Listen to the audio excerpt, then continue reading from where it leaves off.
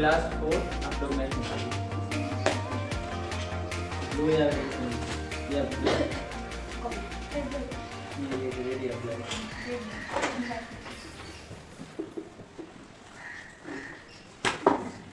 हो गया।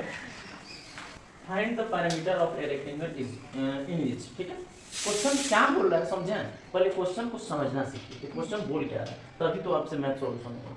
जब तक आपको क्वेश्चन समझना नहीं आएगा तब तक उस क्वेश्चन को आप सॉल्व कैसे कीजिएगा, ठीक है।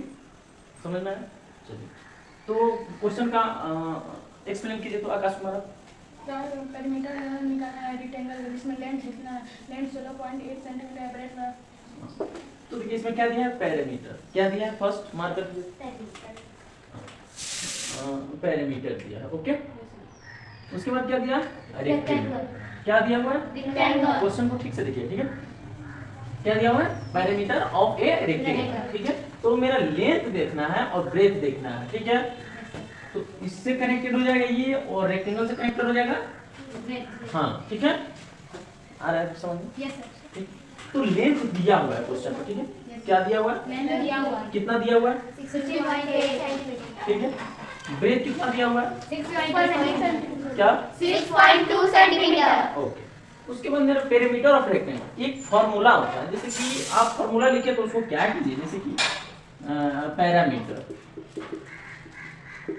मीटर ऑफ क्या है, रेक्टेंगल, ठीक है, equal to 2l plus b, ठीक है। तो इसको हम इसको ब्रैकेट कर देंगे, हाईलाइट करने से क्या होता है कि थोड़ा सा अच्छा दिखता है, खुला है, तो आप यहाँ पे लिख सकते हैं, ठीक है। तो ये पैरामीटर ऑफ रेक्टेंगल, मतलब कि पैरामीटर ऑफ रेक्टेंगल क्या क्या है, फॉर्मूला क्या है, तो ये आप लोगों को याद होना चाहिए। जब तक आपको याद नहीं होता तो बन पाएगा, तो पहले हमारा सूत्र भी या फॉर्मूला जिसको बोलते हैं, ठीक है, वो हम पूरा बता देते हैं।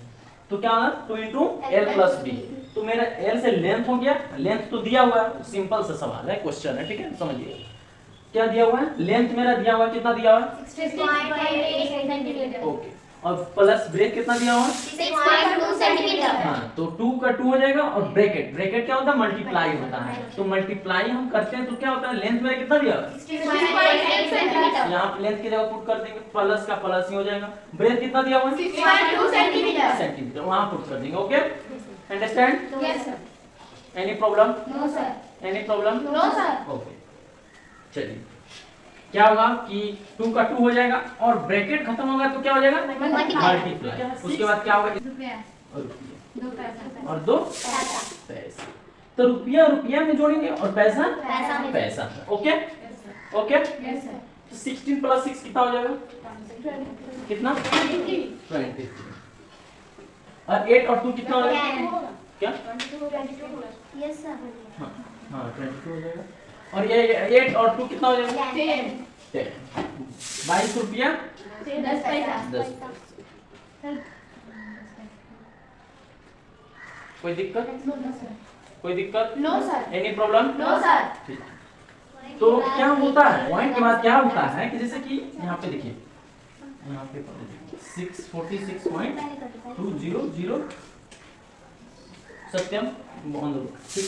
और यहाँ तो ये क्या हो जाएगा 46.200, ये हम नहीं बोलेंगे 46.2000, नहीं, ये गलत हो जाता है, क्या होता है, गलत हो जाता है, ठीक है।